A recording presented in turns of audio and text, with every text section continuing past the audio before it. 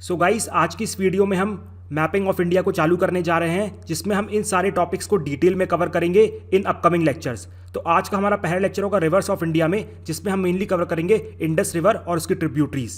देखिए, जो river Indus है वो निकलती है लेक मानसरोवर से, इसके बाद फाइनली इंडिया में एंटर करती है थ्रू डेपचौक एंड फ्लो करती है between Ladakh and Karakoram but more closely to Ladakh, और इसके बाद नंगा पर्वत के पास एक शार्प साउथवर्ड टर्न लेती है और एंटर कर जाती है पाकिस्तान में एंड फाइनली फॉल करती है अरेबियन सी में।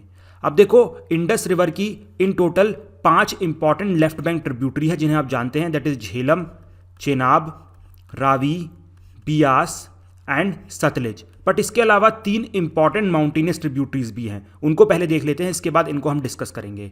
तो देखो, सबसे पहली इंपॉर्टेंट माउंटेनियस ट्रिब्यूटरी है which is called as river Gilgit, ठीक है। और उसके बाद यहां पर आती है रिवर श्योक, और श्योक की एक इंपॉर्टेंट ट्रिब्यूटरी है जिसका नाम है रिवर नुब्रा।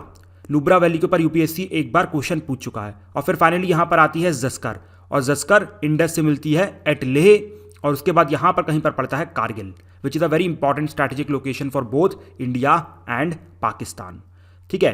तो this is complete trajectory of river Indus. इसके बाद इंडस रिवर के बारे में कुछ और इंपॉर्टेंट फैक्ट्स जान लेते हैं। सबसे पहले इंपॉर्टेंट फैक्ट है कि यहां पर 2 पाकिस्तान के इंपॉर्टेंट डैम्स लोकेटेड है, दैट इज चश्मा डैम एंड तारबिला डैम, ठीक है। इसके बाद यहां पर हेमिस नेशनल पार्क भी लोकेटेड है।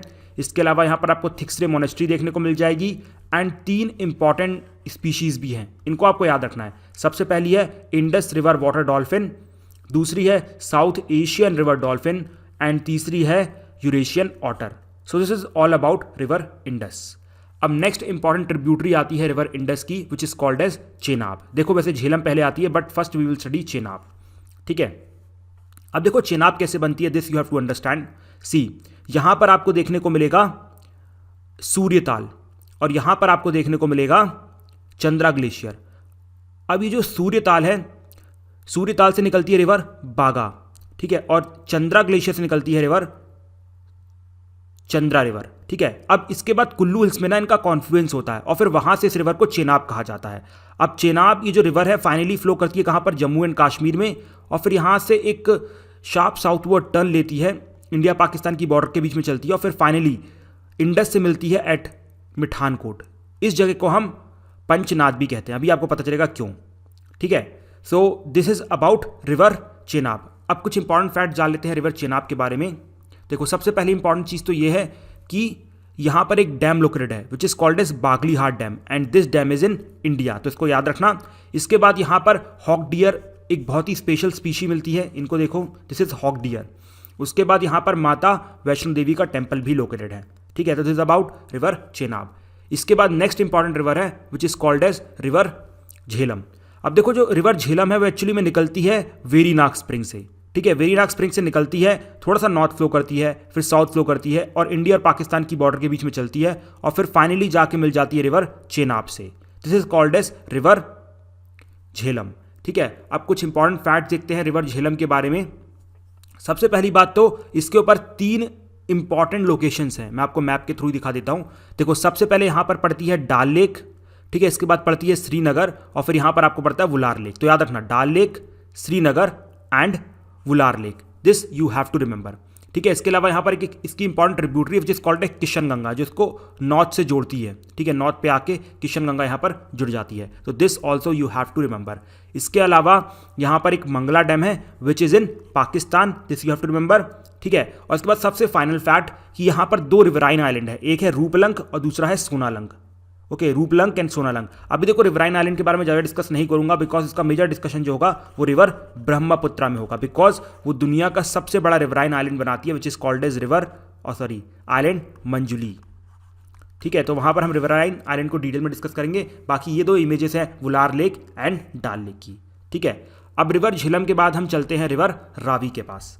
अब देखो, जो रिवर रावी है वो एक्चुअली निकलती है मुल्तान तहसील ऑफ कांगड़ा डिस्ट्रिक्ट से। अब रिवर रावी निकली, इसके बाद फ्लो करी पंजाब में, इसके बाद थोड़ा सा यहाँ पर बॉर्डर पे चलती है और फिर फाइनली जाके मिल जाती है किससे, रिवर चेनाब से। देखो, सारी की सारी जो भी झेलम है, रावी है, बियास, सतलेज, बियास को भी छोड़ दो, मतलब यहाँ पर आपकी झेलम, रावी और सतलज चेनाब से मिलती है। फिर फाइनली चेनाब यहाँ पर मिठानकोट में मिलती है रिवर इंडस से। That's why it is called as Panchnad, because पांचों रिवर का संगम एक प्लेस पे होता है, दैट इज मिठानकोट में। ठीक है, तो आपको रिवर रावी समझ में आई। अब थोड़े से इंपॉर्टेंट फैक्ट जान लेते हैं रिवर रावी के बारे में। अब देखो, रिवर रावी में एक बहुत ही इंपॉर्टेंट डैम है जिस called as Ranjit Sagar dam. इसका नाम तो आपको भाई रट के ही जाना है। ठीक है, इसके अलावा यहाँ पर आपको मुक्तेश्वर टेम्पल भी देखने को मिलेगा। सो this is a important fact about river Ravi. ठीक है, उसके बाद नेक्स्ट इंपॉर्टेंट रिवर हमारे सामने आती है which is called as river Beas. अब देखो, जो बियास रिवर है वो एक्चुअली निकलती है रोहतांग पास से। ठीक है, और रोहतांग पास से निकलती है और पंजाब में आके हरिक्के के पास सतलज से मिल जाती है। तो अभी मैं यहाँ पर रिवर बियास को रोकूंगा और यहाँ से चालू करूंगा रिवर सतलज को। अब देखो, जो रिवर सतलज है वो लेक मानसरोवर के पास एक बहुत ही इंपॉर्टेंट लेक है which is called as Rakkas lake, वहाँ से निकलती है। इसके बाद एंटर करती है through Shipkila pass in India, और उसके बाद ये यहाँ पर पूरा जिगजैग पैटर्न चालू करती है और फिर फाइनली हरिक्के में आके मिल जाती है किससे?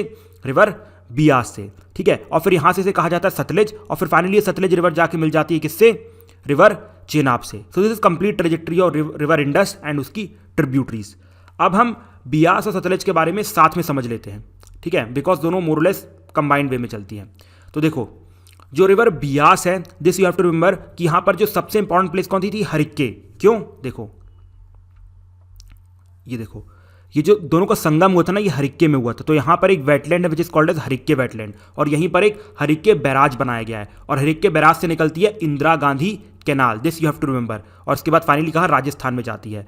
इसके अलावा you will also see 2 to 3 important things in Beas river. सबसे पहले एक पेंडो डैम देखने को मिलेगा, इसके बाद this is Hadimba temple, and उसके बाद great Himalayan national park. This is in river Beas.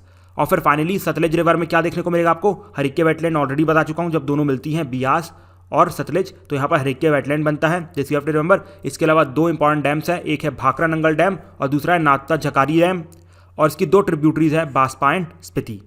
Okay, so I think मैंने सारे इंपॉर्टेंट फैक्ट्स और ट्रेजेक्ट्री यहाँ पर कवर कर दी है about river Indus. So I hope आपको ये चीज़ें समझ में आई होगी। इसके बाद ये जो रिवर इंडस है और उसकी ट्रिब्यूटरीज है ना, वो एक्चुअली में डोआब्स बनाती हैं। डोआब्स क्या होता है? देखो, दो रिवर के बीच का जो रीजन होता है ना, बहुत ही फर्टाइल होता है, बिकॉज मान लो ये रिवर 1 है, वो भी यहाँ पर डिपोजिशन कर रही होगी, और जो रिवर 2 है वो भी यहाँ पर डिपोजिशन कर रही होगी। तो बहुत फर्टाइल रीजन निकल के आता है, और इसे हम डोआब कहते हैं। जैसे आपको गंगा डोआब देखने को मिलेंगे, उसी प्रकार से जो इंडस के डोआब है बहुत ही फेमस है, उनके कुछ नाम भी हैं, so you have to remember them. तो सबसे पहले जो डोआब बनता है between Sutlej and river Beas, it is called as Bist, इसको हम बिस्ट बोलते हैं। इसके बाद बियास और रावी के बीच में जो बनता है विच इज कॉल्ड एज बारी, ठीक है, इसको बारी डोआब बोलते हैं। इसके बाद यहां पर आपको मिलेगा रावी एंड चेनाब के बीच में जो डोआब बनता है, इसको हम बोलते हैं रचना। ठीक है, इसके बाद झेलम और एक्चुअली में चेनाब के बीच में बनता है, उसको हम बोलते हैं छज्जा। और फिर फाइनली झेलम और इंडस के बीच में बनता है, जिसको क्या हम बोलते हैं? जिसको हम बोलते हैं सिंध सागर। तो ये 5 इंपॉर्टेंट डोआब है, इनको आपको याद रखना है। कौन कौन से? बिस्ट, बरी, फिर रचना, छज्जा एंड सिंध। देखो, इसकी बहुत इंपॉर्टेंट ट्रिक याद करने की। देखो, एस और बी से क्या बन रहा है? बिस्ट। ठीक है, फिर बी और आर से क्या बन रहा है? बरी। फिर आर और सी से क्या बन रहा है? रचना। सी और जे से क्या बन रहा है? छज्जा। और फाइनली इंडस और झेलम का याद रखना, दैट इज सिंध सागर। ठीक है, इसके बाद आपने एक इंडस वाटर ट्रीटी के बारे में भी सुना होगा। तो वो ट्रीटी की गई थी बिटवीन पंडित नेहरू एंड अयूब खान। ठीक है, और वो ट्रीटी 1960 में हुई थी, और 1961 में फाइनली ऑपरेशनलाइज हो गई थी।